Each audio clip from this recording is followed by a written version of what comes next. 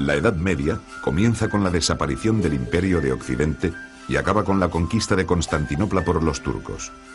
Durante ese milenio, la cuenca mediterránea fue compartida por tres civilizaciones: la cristiana occidental, la musulmana y la bizantina.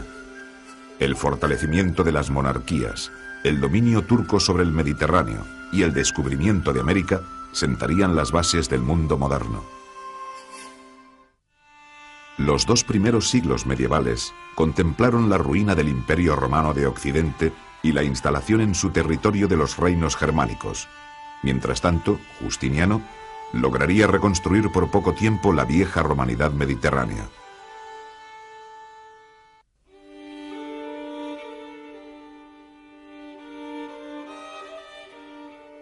Mientras, en los umbrales del siglo V, el Imperio Romano atravesaba serias dificultades económicas y sociales, al otro lado de la frontera del Rin y del Danubio, vivían los pueblos germánicos.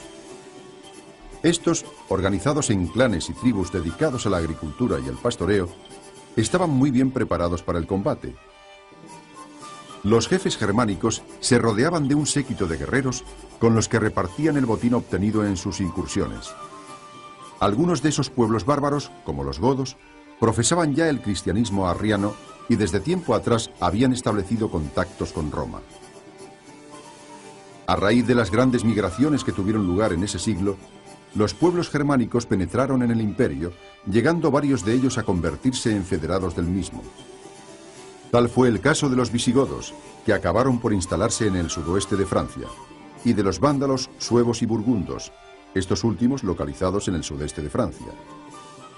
Por su parte, anglos y sajones se instalaron en Inglaterra, procedentes del sur de Escandinavia. Después de la deposición del último emperador de Occidente, los ostrogodos formaron en Italia el cuarto y último reino federado. Así, a finales del siglo V, el desaparecido Imperio de Occidente era gobernado por 4 pueblos germánicos federados de Roma.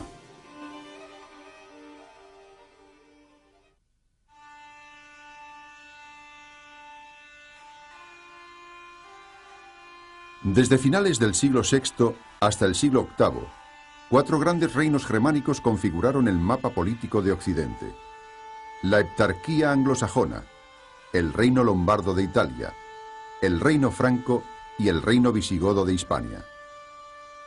Si bien con ciertos matices diferenciales, los 4 reinos presentaban unas características comunes en el aspecto económico, social y político. El peso de la actividad agrícola y pastoril relegó a un segundo plano el papel del comercio y de la vida urbana, mientras las jefaturas militares y sus guerreros adquirieron gran importancia.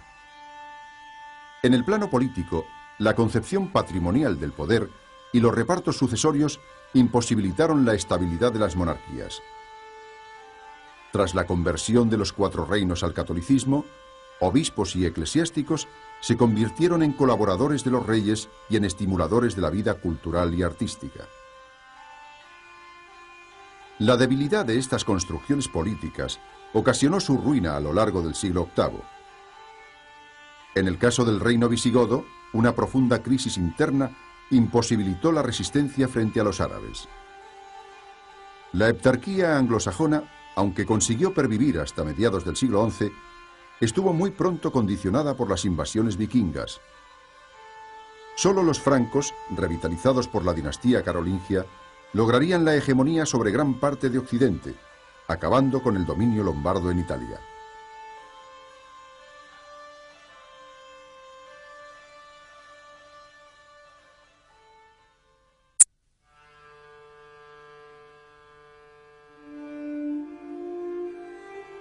El Imperio Romano de Oriente, Bizancio, que a diferencia del de Occidente sobrevivió a las migraciones bárbaras, emprendió en época de su emperador Justiniano el proyecto de reconstruir la unidad del viejo Imperio Romano.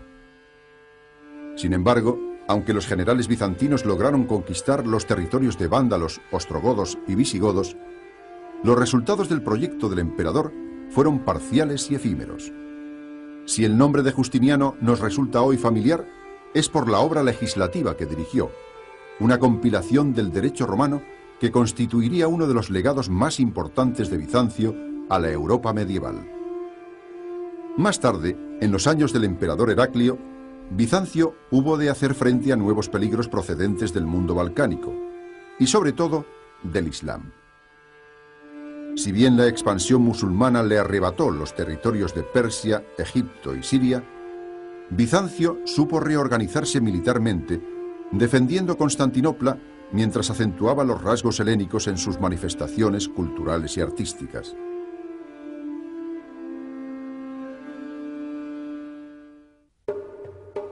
Mientras en Occidente el imperio carolingio era abatido tanto por las revueltas internas como por los asaltos de normandos y musulmanes, el imperio bizantino conocería en el siglo X una nueva etapa de esplendor político y cultural.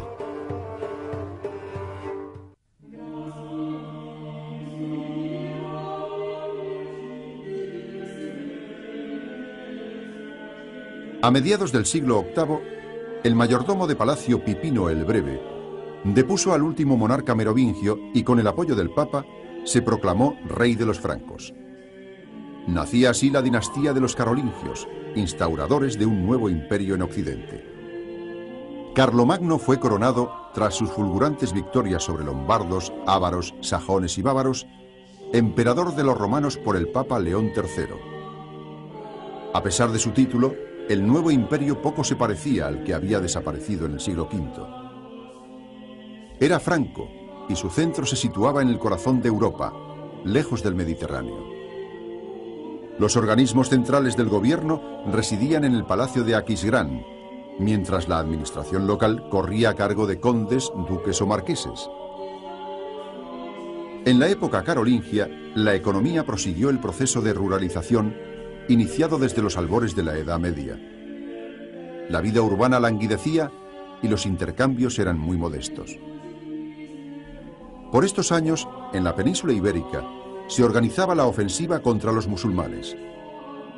En el año 801, la conquista de Barcelona permitió la formación de la Marca Hispánica y a mediados del siglo IX se consolidó el reino de Asturias, que eligió como capital la ciudad de Oviedo.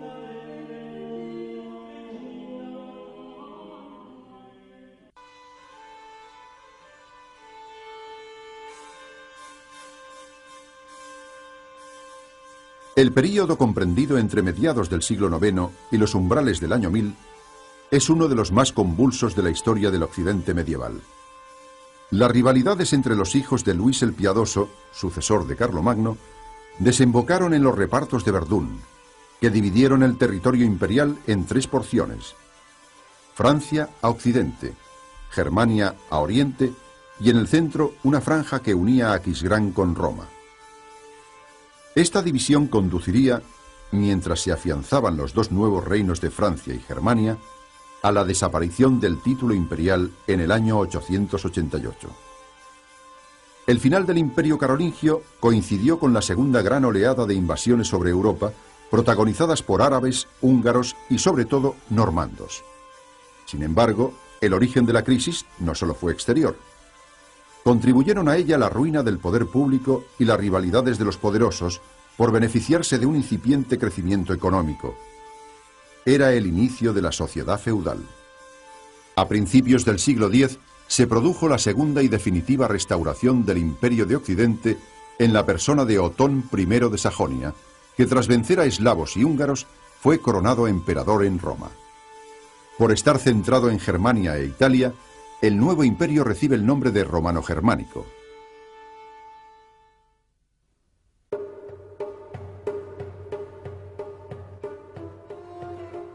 Desde mediados del siglo VIII y durante casi un siglo, el imperio bizantino fue escenario de violentas luchas civiles entre los partidarios del culto a los iconos y los llamados iconoclastas, que propugnaban la destrucción de las imágenes y pretendían reducir la influencia de los monjes. El conflicto terminó con el restablecimiento del culto a las imágenes y su resolución dio paso a la segunda edad de oro de Bizancio a lo largo del siglo X. Emperadores como Nicéforo Focas y Juan Simsés recuperaron Creta, Siria y Armenia, mientras Basilio II derrotó a los búlgaros y llevó de nuevo la frontera del imperio hasta el Danubio. Por otra parte, la mutua excomunión del Papa y del Patriarca de Constantinopla fue el origen del cisma de Oriente. Así terminó la obediencia a Roma del territorio bizantino y de los eslavos evangelizados por Cirilo y Metodio. En esas fechas los rusos se apoderaron de Kiev, que acabaría por entrar en la órbita de Bizancio con el bautismo de Vladimir de Kiev.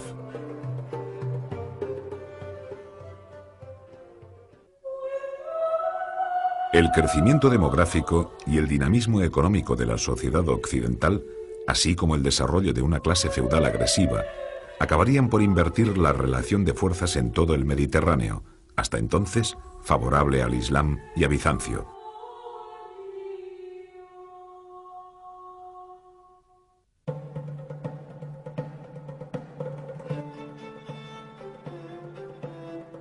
Transcurrido el año 1000 y amainados los disturbios que acompañaron el nacimiento de la sociedad feudal, empezaron a ponerse de manifiesto los síntomas demográficos, económicos y políticos de la expansión del occidente medieval. Así, en el norte de Europa, el duque de Normandía Guillermo el Conquistador derrotó a los anglosajones, abriendo una nueva página en la historia de Inglaterra. En el este de Europa, la cristianización avanzó en Hungría, Bohemia y Polonia, sometidas a una intensa influencia germánica. Sin embargo, fue en el Mediterráneo donde se observó con más claridad el predominio militar del feudalismo sobre las sociedades islámicas, invirtiéndose a lo largo del siglo XI la relación de fuerzas hasta entonces favorable al Islam. En la península ibérica, la fragilidad de los reinos de taifas permitió la ocupación de Toledo y más tarde las conquistas de Zaragoza, Lisboa y Tortosa. Mientras tanto, el Mediterráneo oriental fue el escenario de la Primera Cruzada, predicada por el Papa Urbano II en el Concilio de Clermont. Tras la conquista de Jerusalén y de otras ciudades y puertos de Siria-Palestina, los cruzados trasplantaron al corazón del Oriente Islámico las estructuras sociales y políticas del feudalismo y de la latinidad occidentales.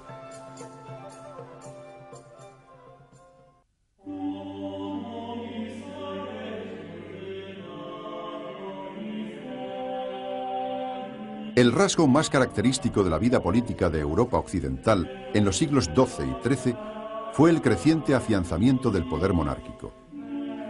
Sin destruir la estructura básica de la sociedad feudal, los reyes pugnaron por situarse en la cúspide del resto de los poderes. Así sucedió en el Imperio Romano-Germánico con Federico I Barbarroja y Federico II, que intervinieron decisivamente en Italia, y con los monarcas capetos en Francia, donde, sobre todo en la época de Felipe Augusto y de Luis IX, los dominios de la corona aumentaron a costa de los principados feudales. En Inglaterra, Enrique II gobernó la isla y la parte de Francia que había heredado, y sus sucesores tuvieron que enfrentarse con desigual fortuna al poder de los varones. La consolidación monárquica en la península ibérica fue paralela a la expansión territorial a costa del Islam. Mientras Jaime I de Cataluña y Aragón conquistaba Mallorca y Valencia, Fernando III de Castilla ocupaba Córdoba y Sevilla.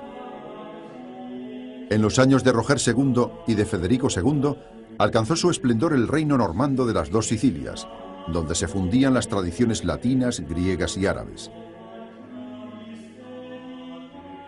Por otra parte, y a pesar de las nuevas cruzadas, la caída de San Juan de Acre a finales del siglo XIII selló el fracaso de los peregrinajes armados a Oriente.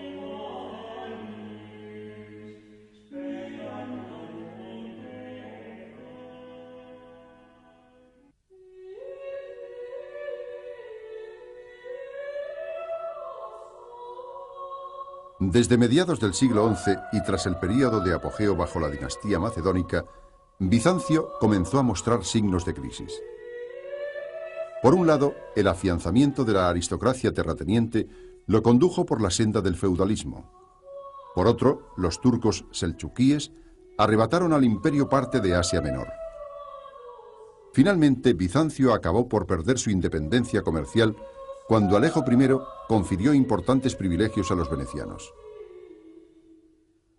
Los intereses de Venecia determinaron también el desvío de la Cuarta Cruzada, que concluyó con el brutal saqueo de Constantinopla y la desmembración del territorio bizantino en dos imperios, latino y griego, cuya posterior reunificación fue posible gracias al auxilio de los genoveses. Por otra parte, a mediados del siglo XIII, las tribus mongolas, anteriormente unificadas por Gengis Khan, destruyeron el Principado de Kiev y realizaron violentas incursiones en Polonia, Hungría y Serbia. A partir de este momento, los principados rusos quedaron bajo el dominio de la Horda de Oro.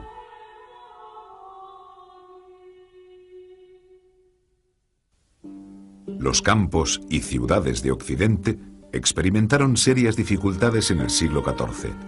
Una vez superadas, Europa conoció una nueva etapa de crecimiento económico y fortalecimiento político, mientras Bizancio y gran parte de los países balcánicos cayeron bajo el poder de los turcos.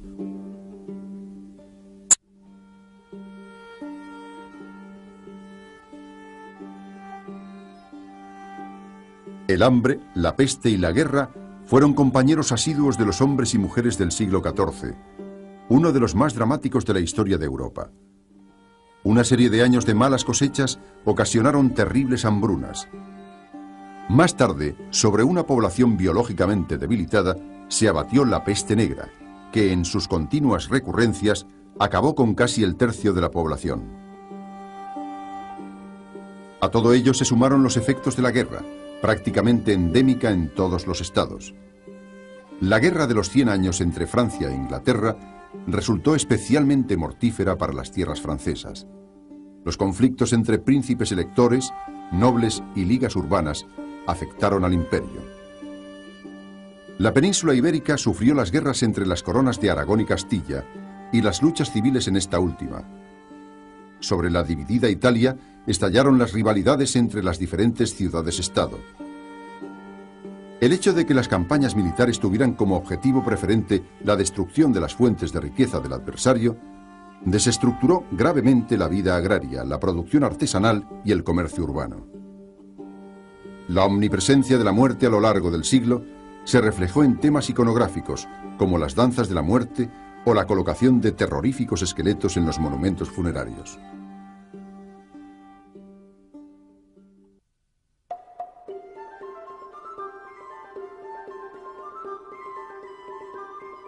Durante el siglo XV, la victoria de la realeza frente a los poderes señoriales permitió la formación de unas sólidas construcciones monárquicas que prefigurarían los estados de la época moderna. En Francia, tras morir Carlos el Temerario, gran duque de Borgoña, Luis XI afianzó su poder apoyado en los grandes mercaderes banqueros. En Inglaterra, la larga guerra de las dos rosas produjo un debilitamiento de la nobleza que permitió la subida al trono de Enrique VII, Tudor, impulsor de la ganadería y del comercio marítimo. Por otra parte, el acceso al imperio de Maximiliano de Habsburgo, con su fabulosa herencia, permitiría la fortuna de la Casa de Austria en época posterior. En el caso de Italia, los conflictos internos entre ciudades-estado y signori, como los Médicis o Sforza, favorecieron la intervención de las potencias extranjeras. De esta forma, la rivalidad entre la corona de Aragón y los Anjou por el reino de Nápoles preludió el enfrentamiento franco-español de la época moderna. En la península ibérica, el matrimonio de Isabel de Castilla y Fernando de Aragón supuso la unión dinástica de las dos coronas, permitiendo la conquista del reino de Granada, mientras el monarca portugués Enrique el Navegante estimulaba expediciones a África. Después del viaje de Colón, Castilla y Portugal se repartieron el Nuevo Mundo en Tordesillas.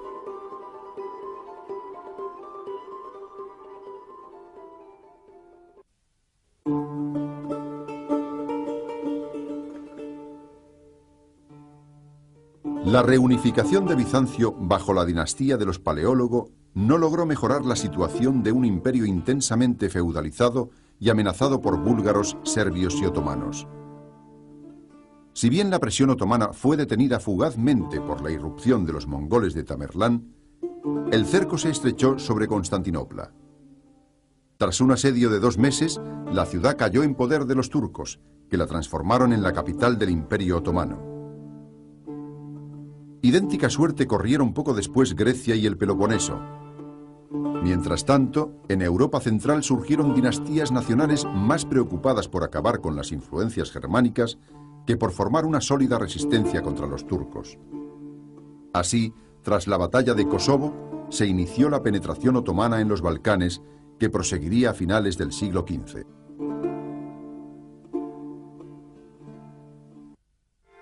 Una sociedad eminentemente rural y moldeada por los vínculos feudales de dependencia. He aquí dos de los rasgos más notables del mundo medieval. No obstante, a partir del siglo XII, el desarrollo de las ciudades y del comercio dio paso a una sociedad más diversificada que permitió la reconstrucción del poder monárquico.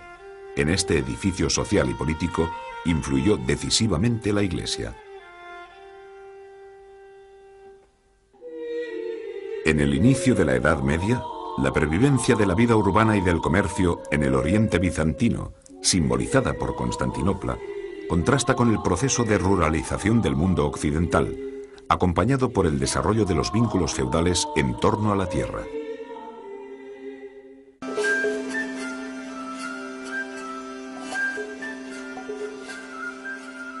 Fundada en el año 330 por Constantino, Constantinopla simboliza la historia del Imperio bizantino. Prácticamente inexpugnable por su configuración urbana y su cinturón de murallas, fue además un centro comercial de primer orden gracias a su situación geográfica y una de las ciudades más populosas de la cuenca mediterránea.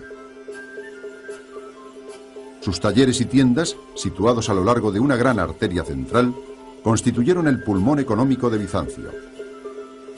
Constantinopla era el centro político del imperio. En ella se alzaban grandes palacios y también el hipódromo, donde los equipos participantes expresaban al emperador su apoyo o sus discrepancias. La ciudad era también el centro religioso e intelectual, cumpliendo estas funciones desde edificios como la iglesia de Santa Sofía o la Universidad Estatal, foco de irradiación de la brillante cultura bizantina.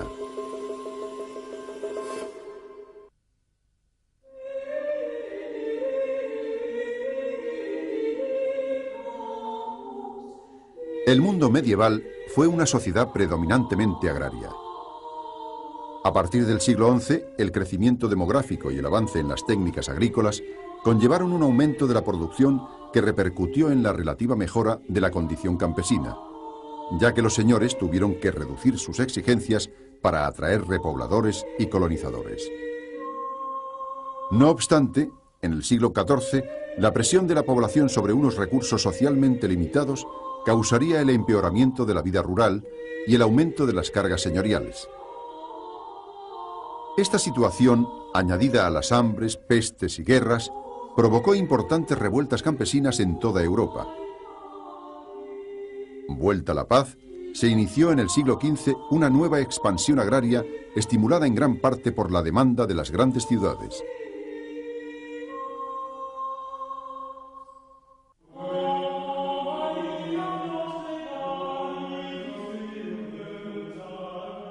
El sistema social del feudalismo nació en Occidente en los siglos X y XI, al producirse la ruina del poder público y su apropiación por parte de nobles y caballeros. El señorío constituía la célula esencial de la sociedad feudal, en la que los señores, propietarios de la tierra, se apoderaban de una parte de la producción obtenida por los campesinos. Este excedente se redistribuía entre la aristocracia a través de una complicada red de vínculos feudo-vasalláticos. Así, un señor se convertía en vasallo de otro y le juraba fidelidad a cambio de un feudo que solía ser una tierra con sus campesinos. El marco social de la vida nobiliaria era el castillo, que evolucionó desde los torreones de madera del siglo X a las poderosas fortalezas del siglo XV.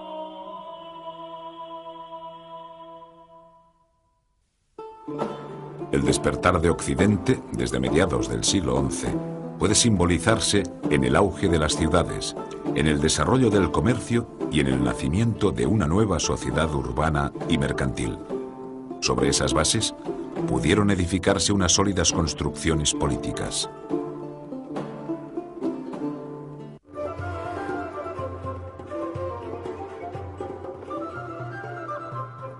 El desarrollo del comercio a partir del siglo XI revitalizó las viejas ciudades romanas y provocó el nacimiento de nuevos enclaves llamados burgos.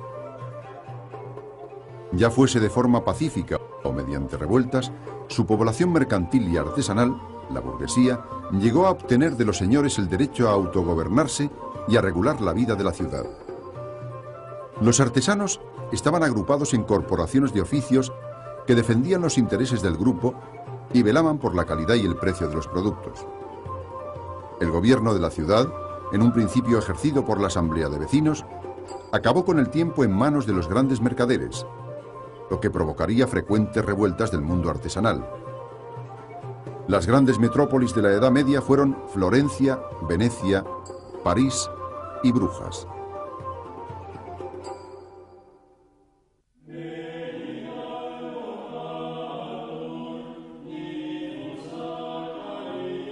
A partir del siglo XI, mercaderes de Génova, Pisa o Venecia empezaron a surcar un Mediterráneo hasta entonces controlado por los árabes.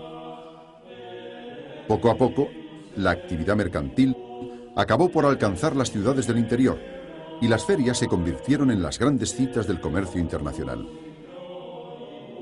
Se acuñaron valiosas monedas, se desarrolló la banca y surgieron diversas formas de asociaciones comerciales. El apogeo de la revolución comercial se produjo en el siglo XIII. Mientras en el Mediterráneo florecía el comercio de las especias, en el ámbito nórdico se intercambiaban alimentos y materias primas. El perfeccionamiento de los métodos comerciales, junto con los progresos de la navegación, propició en el siglo XV los grandes descubrimientos castellanos y portugueses.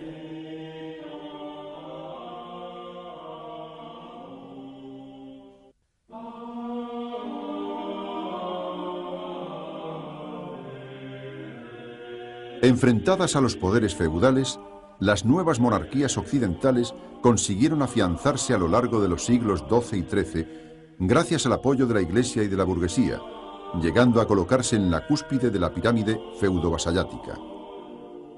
Sin embargo, a partir del siglo XIV, los costes del crecimiento del Estado y de las guerras obligaron a los reyes a pedir nuevos impuestos que debían ser autorizados por los representantes oligárquicos del país. Así se desarrollaron las asambleas representativas, cortes, parlamentos, estados, que a cambio de otorgar la autorización, limitaban el poder del monarca en mayor o menor medida. Mientras en Inglaterra y la corona de Aragón el rey debía contar con ellas para legislar, en Castilla y Francia no lograron menoscabar el poder regio.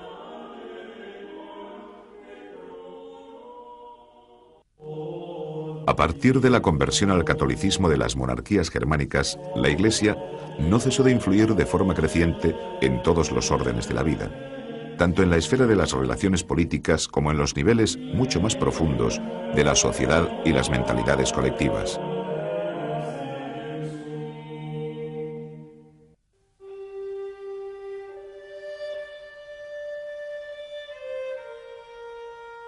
A partir del siglo X, las relaciones feudo-vasalláticas acabaron por contaminar a la Iglesia.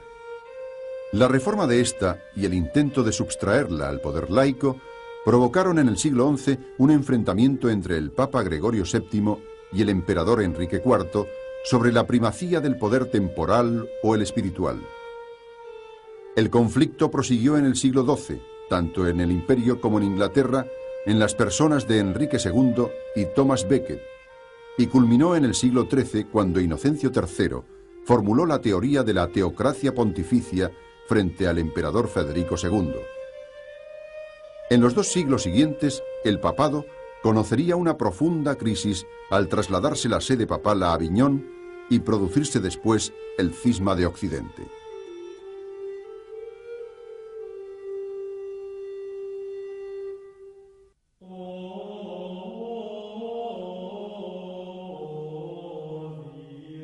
El enriquecimiento de la Iglesia medieval suscitó las críticas de quienes soñaban con el retorno a la pobreza de la Iglesia primitiva. Se desarrollaron así movimientos que fueron considerados heréticos, como el de los valdenses o el de los cátaros. Para combatirlos, la Iglesia ejerció, por un lado, una dura represión creando el Tribunal Especial de la Inquisición.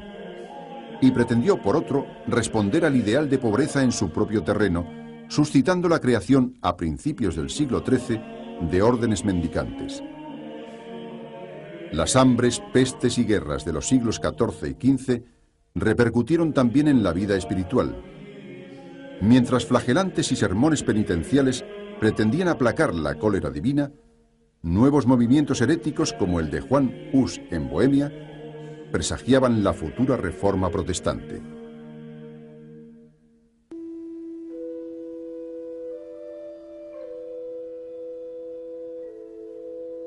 En torno al año 1000, la humanidad medieval vivía profundamente turbada. La proliferación de bandas armadas, el hambre, las enfermedades y los fenómenos naturales eran interpretados como signos del desencadenamiento del mal y presagios del fin del mundo. Ello explica el éxito de los comentarios al Apocalipsis y el auge del culto a las reliquias, que eran visitadas y veneradas en las iglesias donde se guardaban. Las peregrinaciones adquirieron así gran importancia. Jerusalén, Roma y Santiago de Compostela se convirtieron en los destinos más importantes, pero proliferaron por doquier santuarios a donde se encaminaban los peregrinos. Aparte de su motivación inicial, las grandes vías de peregrinación se transformarían en rutas de comercio y de difusión de formas culturales y artísticas.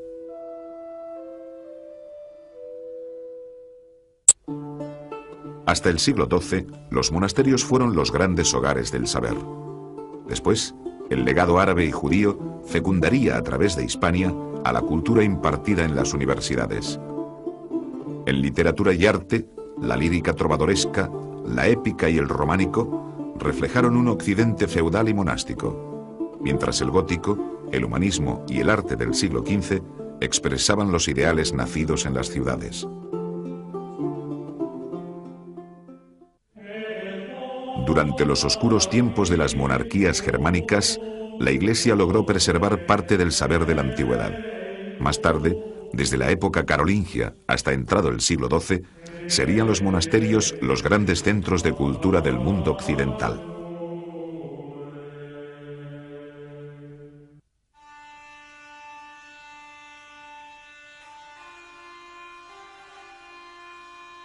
En un principio, los germanos mantuvieron su propio derecho, reflejado en el Código de Eurico, la Ley Sálica o el Edicto de Rotario, y también su religión arriana. Sin embargo, con el tiempo, la conversión al catolicismo y la convivencia de las sociedades romana y germana favorecieron la fusión. La romanidad pervivió tanto en el marco del gran dominio rural, con la fusión de las aristocracias y la continuidad del esclavismo, como en el ámbito de las ciudades, el gran comercio, el sistema monetario y algunas instituciones políticas. Por otro lado, se debe a la Iglesia la transmisión a la Edad Media de parte del saber de la antigüedad a través de intelectuales como Boecio o Isidoro de Sevilla.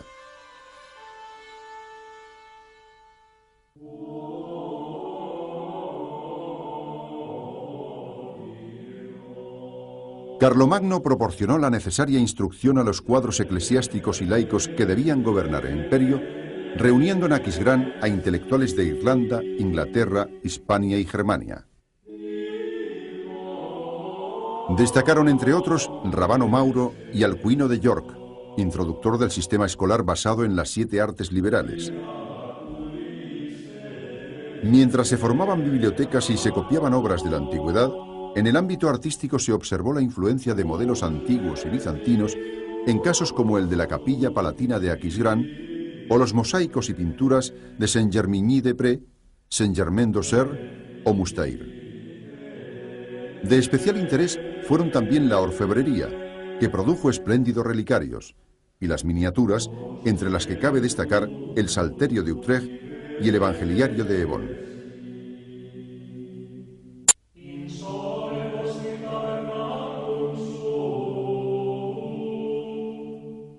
Tras las primeras experiencias de los monjes orientales, el monacato occidental tuvo 2 centros de irradiación: Irlanda e Italia.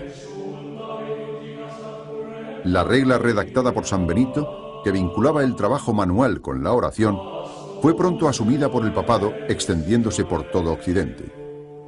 Después de que la reforma cluniacense devolviera al monacato el esplendor perdido con una brillante liturgia y opulentas construcciones abaciales, ciertos movimientos, especialmente el cisterciense, pretendieron recuperar el ideal benedictino de penitencia y pobreza.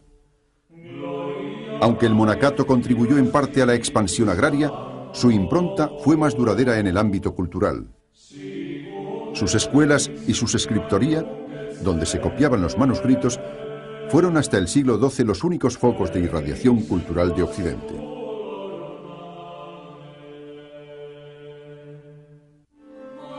El desarrollo urbano conllevó el desplazamiento de los hogares de cultura desde los monasterios a las escuelas episcopales de las ciudades y a las universidades. La península ibérica constituyó un eslabón de primer orden en la transmisión de la ciencia árabe y judía al mundo occidental.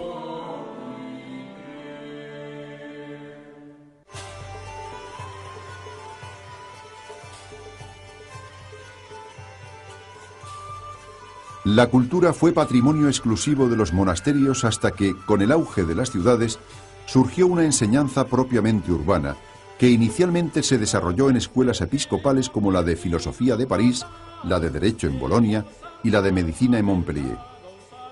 Las universidades, ya libres de la tutela episcopal, nacerían más tarde, unas a partir de asociaciones de maestros y estudiantes, como las de París, Oxford o Bolonia, y otras creadas por los monarcas, como las de Salamanca y Valladolid. Al conocerse la obra de Aristóteles, los teólogos San Alberto Magno y Santo Tomás de Aquino conciliaron su sistema filosófico basado en la razón con la doctrina cristiana basada en la fe. Por otra parte, en Inglaterra, Roger Bacon inauguró un método de conocimiento basado en la experimentación.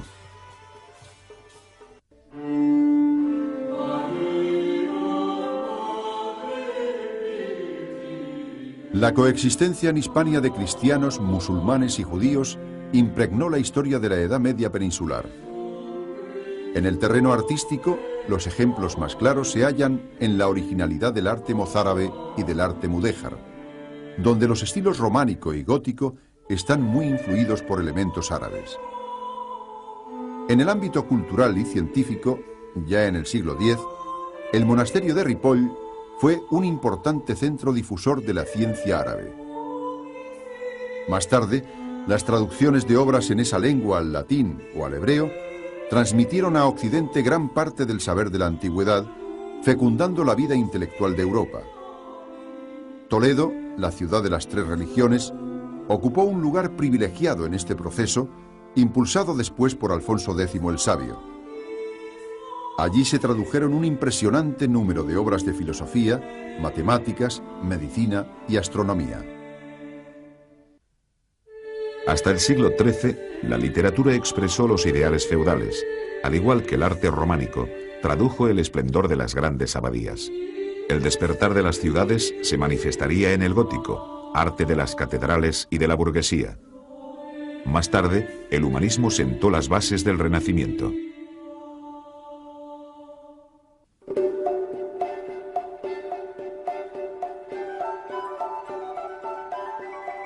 Junto a las obras escritas en latín, a partir de los siglos XII y XIII, se desarrolló una literatura escrita en las distintas lenguas vernáculas. Los principales géneros, transmisores de los valores de la sociedad feudal, emanaron del medio aristocrático. Los cantares de gesta narraban las hazañas de héroes de tiempos pasados o de poderosos linajes nobiliarios.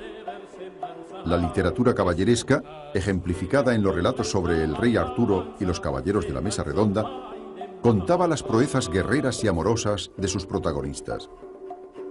Por otra parte, el amor cortés, creado por los trovadores de Occitania y Cataluña y cantado por los juglares, se extendió hasta Alemania e influyó también en la lírica galaico-portuguesa. La burguesía desarrolló una literatura propia, cómica y satírica, reflejada sobre todo en el Román de Renard.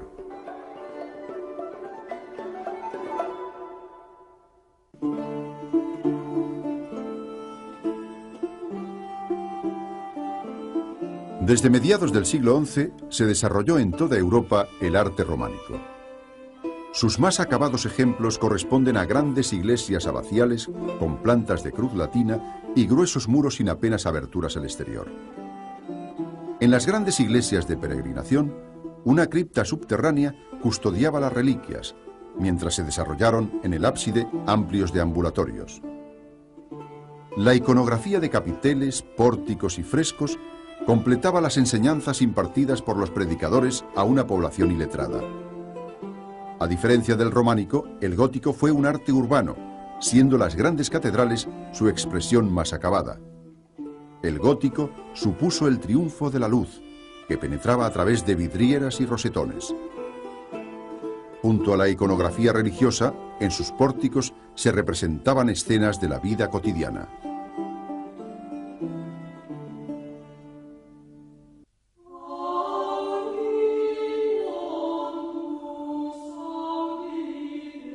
Al iniciarse el siglo XV, se produjo una emancipación del espíritu laico respecto a la Iglesia.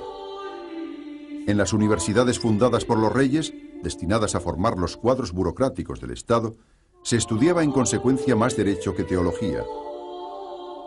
Junto a la crisis de esta, se desarrollaron disciplinas apenas cultivadas anteriormente, como las matemáticas, la física o la historia. Entre las numerosas invenciones técnicas de la época, destacó la imprenta, que sería además clave en la difusión del nuevo humanismo. Los humanistas, para quienes el hombre era la medida de todas las cosas, buscaron en la antigüedad grecorromana los modelos a seguir en la literatura, el pensamiento y el arte que expresó esa nueva concepción del mundo. El humanismo floreció en Italia, pero también Inglaterra, los Países Bajos y España fueron cuna de grandes figuras.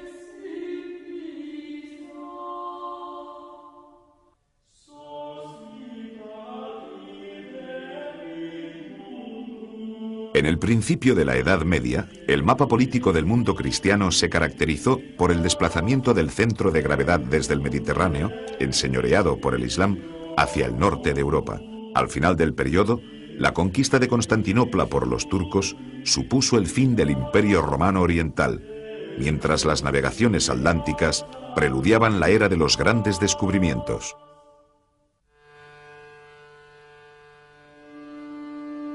La presión de los hunos sobre diversos pueblos bárbaros de Europa hizo que estos penetraran en el imperio. Los primeros en hacerlo, los visigodos, avanzaron hasta instalarse en Toulouse, donde formarían el primer reino federado de Roma.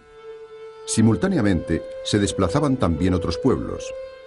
Los vándalos acabaron por instalarse en el norte de África, los suevos en el noroeste de la península ibérica y los burgundos en el sudeste de Francia.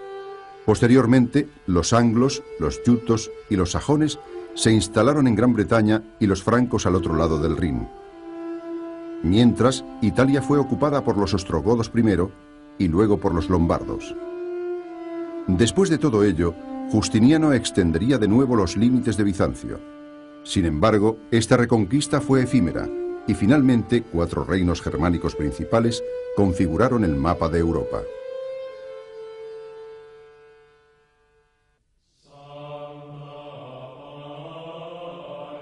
El imperio de Carlomagno sobrevivió poco tiempo a su fundador.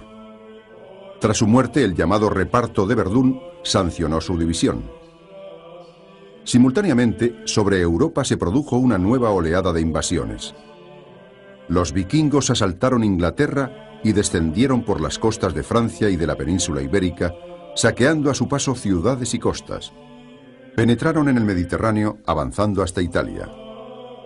Los magiares ocuparon zonas centrales de Europa y alcanzaron la península itálica.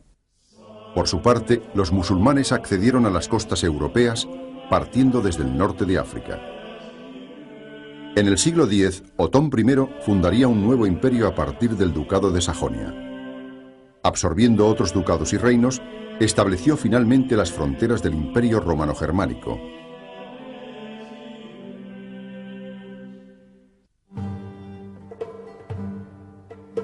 Entre los siglos XI y XIII se consolidaron los principales reinos de Europa. En la península ibérica, el avance de los reinos cristianos llevó primero la frontera al Tajo y más tarde redujo el territorio musulmán al reino de Granada, mientras se consolidaron los otros reinos peninsulares. Tras la conquista de Inglaterra por parte de los normandos, se afianzaría este reino, que además gobernaría por herencia parte del sudoeste de Francia e incorporaría después Escocia y Gales. Mientras en Francia, a partir del eje París-Orleans, los monarcas capetos ampliaban sus dominios, en el imperio se produjo la expansión de la orden teutónica desde Pomerania hasta Estonia. En cuanto a Italia, el sur de la península fue conquistado por los normandos primero y después por los Anjou. Finalmente, Sicilia pasaría a formar parte de la corona de Aragón.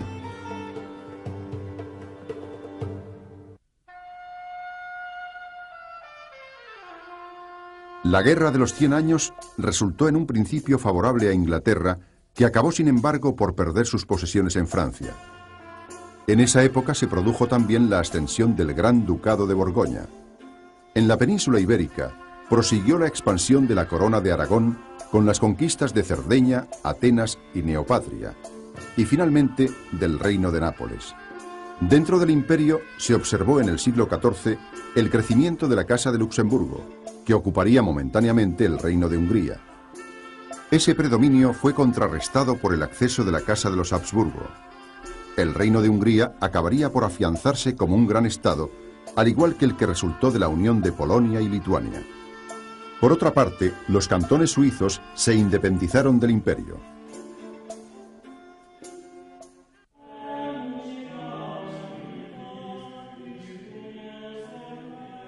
La expansión del Islam privó a Bizancio de Egipto, Siria, Chipre y Creta. Bizancio debió, pues, defenderse de la amenaza de los musulmanes y también de la de eslavos y búlgaros, que llegarían a formar un breve reino. Más tarde, el imperio bizantino consiguió ampliar de nuevo sus fronteras, aunque pronto los turcos selchukíes ocuparían gran parte de Anatolia. La amenaza turca provocó las cruzadas. La primera de ellas cruzó el continente hasta llegar a Jerusalén. La tercera se llevó a cabo por mar y terminó en la conquista de San Juan de Acre. La cuarta cruzada, que concluyó con el asalto de Constantinopla, dividió a Bizancio en un imperio latino y otro griego, a partir del cual se lograría reconstruir más tarde la vieja unidad. Finalmente, el imperio bizantino sucumbiría a la invasión otomana.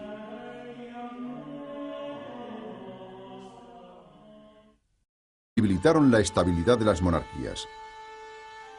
Tras la conversión de los cuatro reinos al catolicismo, obispos y eclesiásticos se convirtieron en colaboradores de los reyes y en estimuladores de la vida cultural y artística. La debilidad de estas construcciones políticas ocasionó su ruina a lo largo del siglo VIII. En el caso del reino visigodo, una profunda crisis interna imposibilitó la resistencia frente a los árabes. La heptarquía anglosajona, aunque consiguió pervivir hasta mediados del siglo XI, estuvo muy pronto condicionada por las invasiones vikingas.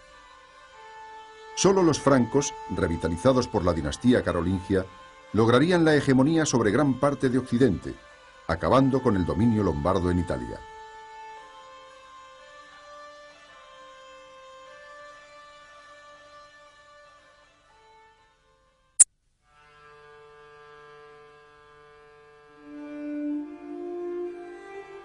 El Imperio Romano de Oriente, Bizancio, que a diferencia del de Occidente sobrevivió a las migraciones bárbaras, emprendió en época de su emperador Justiniano el proyecto de reconstruir la unidad del viejo Imperio Romano. Sin embargo, aunque los generales bizantinos lograron conquistar los territorios de vándalos, ostrogodos y visigodos, los resultados del proyecto del emperador fueron parciales y efímeros.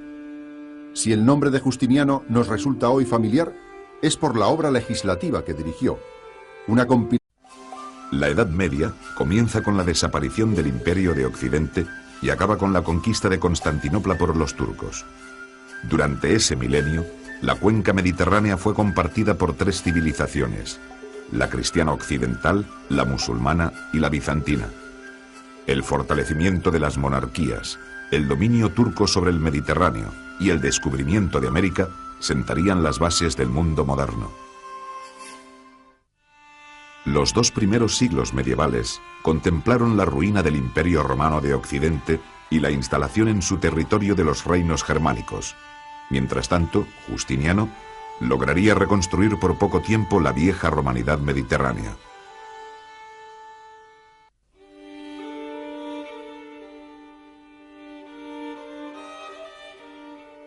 Mientras, en los umbrales del siglo V, el Imperio Romano atravesaba serias dificultades económicas y sociales, al otro lado de la frontera del Rin y del Danubio, vivían los pueblos germánicos. Estos, organizados en clanes y tribus dedicados a la agricultura y el pastoreo, estaban muy bien preparados para el combate. Los jefes germánicos se rodeaban de un séquito de guerreros con los que repartían el botín obtenido en sus incursiones. Algunos de esos pueblos bárbaros, como los godos, profesaban ya el cristianismo arriano y desde tiempo atrás habían establecido contactos con Roma. A raíz de las grandes migraciones que tuvieron lugar en ese siglo, el nuevo imperio poco se parecía al que había desaparecido en el siglo V. Era franco y su centro se situaba en el corazón de Europa, lejos del Mediterráneo. Los organismos centrales del gobierno residían en el palacio de Aquisgrán, mientras la administración local corría a cargo de condes, duques o marqueses. En la época carolingia, la economía prosiguió el proceso de ruralización iniciado desde los albores de la Edad Media. La vida urbana languidecía y los intercambios eran muy modestos. Por estos años, en la península ibérica, se organizaba la ofensiva contra los musulmanes. En el año 801, la conquista de Barcelona permitió la formación de la Marca Hispánica y a mediados del siglo IX se consolidó el reino de Asturias, que eligió como capital la ciudad de Oviedo.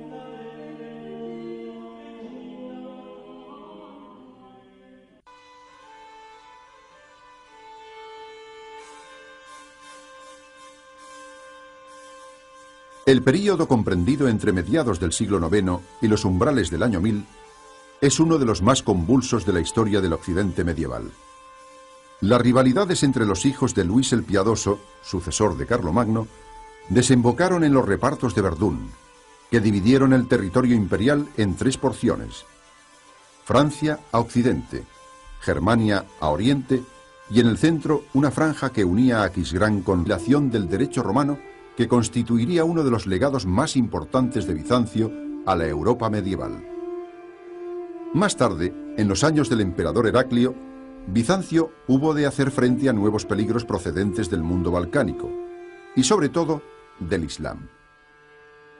Si bien la expansión musulmana le arrebató los territorios de Persia, Egipto y Siria, Bizancio supo reorganizarse militarmente, defendiendo Constantinopla mientras acentuaba los rasgos helénicos en sus manifestaciones culturales y artísticas.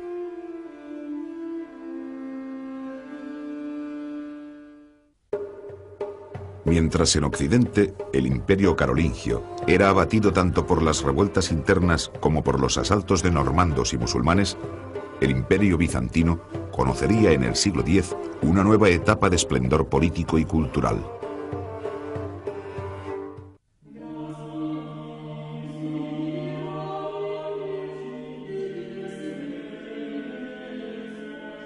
A mediados del siglo VIII, el mayordomo de palacio Pipino el Breve depuso al último monarca merovingio y con el apoyo del Papa se proclamó rey de los francos. Nacía así la dinastía de los carolingios, instauradores de un nuevo imperio en Occidente. Carlomagno fue coronado tras sus fulgurantes victorias sobre lombardos, ávaros, sajones y bávaros, emperador de los romanos por el Papa León III. A pesar de su título, los pueblos germánicos penetraron en el imperio, llegando varios de ellos a convertirse en federados del mismo. Tal fue el caso de los visigodos, que acabaron por instalarse en el sudoeste de Francia, y de los vándalos, suevos y burgundos, estos últimos localizados en el sudeste de Francia. Por su parte, anglos y sajones se instalaron en Inglaterra, procedentes del sur de Escandinavia. Después de la deposición del último emperador de Occidente, los ostrogodos formaron en Italia el cuarto y último reino federado. Así, a finales del siglo V, el desaparecido imperio de Occidente era gobernado por 4 pueblos germánicos federados de Roma.